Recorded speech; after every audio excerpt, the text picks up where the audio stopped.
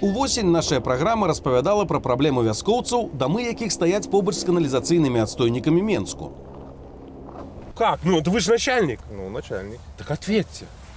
Когда я буду? Когда внуки смогут приехать ко мне в деревню? А кто знает тогда? Кому обратиться? Тогда встречный вопрос. А за что вы вообще отвечаете, мне скажите? За эксплуатацию.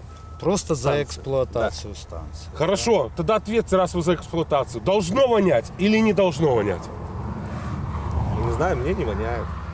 В кабинете не воняет! Ну, а где вы живете? Не кричали. А где вы живете? Это... Ну, я в Минске, я образно. В Минске, да. правильно, я согласен, там не воняет. Сёлета тут выделілі зямлю яшчэ і для адкідаў Менскага вытворчага гарбарнага аб'яднання. З гэтай нагоды мы даведалі грамадскія слуханні. Если без моего согласия, без нашего согласия, где-то это будет озвучиваться в средствах массовой информации, вы будете привлечены к административной ответственности. В советские времена такого не было. Что за военная тайна такая? Вот это вы даете. У нас ракетная шахта не работает. Это представитель нашего народа, да? Всегда говорит. Даклад інжынерна-кансалтынгавай кампаніі «Энэка» пра ўплыў новага полігону на тутэйшую экалогію выклікаў у мясцовых шмат пытанняў. Не все знают этот документ ОВОС, оценка воздействия на окружающую среду. У него есть очень важные условия проведения, альтернативность вариантов деятельности. Я читала отчет, и я бы хотела спросить, почему было не рассмотрено ни одной альтернативы, кроме указанной?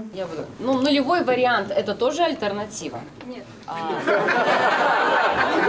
По какой схеме, по какому маршруту будет транспортироваться от Минского кожевенного предприятия к пруду? Организацию дорожного движения еще не разработала. Уже сделали ОВОС, да. Как так получилось, что уже ОВОС готов? Мы спросить, вы что издеваетесь над нами? Ну, дайте законодательство. Какое законодательство? Вы к людям пришли, вы меня слышите или нет?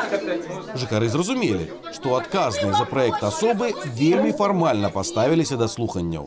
Пункт, по-моему, 4.9, который говорит о социально-экономической составляющей. И у вас написано, что она улучшится. Как выгребная яма возле моего дома улучшит социально-экономическое положение. То есть вы, по сути, залазите ко мне в карман, обесцените мою землю, мой дом, а у нас все лучше становится. Умирающая деревня Синело, как спросила, есть ли кто-то в Синело? Есть. Работает завод. Вот заканчивается у нас, скажем, я по-своему, ведро, где закончится вообще... Место. Да, место. Вы думали, куда это все деть? 4 года назад, 3 года назад, 2 года назад. А зачем? Есть же Синело, там иловые пруды. Понимаете, ничего, вообще труда никакого нет. МАЗы есть. Выкинем, очень все просто. Обыкновенные люди, они подготовлены, они более сведущие, чем власть. Это нормально? Нет одного МАЗа, понимаете, а что вас ждет? Представьте, к вам приезжает ваша Я как государственный человек понимаю, что завод все равно должен работать. Есть завод. А люди? Через 3 года, как построить этот самый, придет обсуждение нового котлована для говна. Здесь будут сидеть 2 ряда людей. Остальные либо сдохнут, либо свалят отсюда, к чертовой матери. Удзельнікаў грамадскага абмеркавання абурыла якасць праведзенага экалагічнага даследавання. Считайте голоса, Што яшчэ зрабіць людзям, нязгодным з гэткім экадакладам? Жителям нужно найти компетентных экспертов, которые смогут действительно по-научному поспорить с тем отчетом ОВОС, который немножко необъективный, я бы сказал. Прадстаўнікі гарбарні запэўнілі, што іхны адстойнік невялікі, ды не надта пагоршыць мясцовую экалогію. Але жыхары гэтаму не вераць.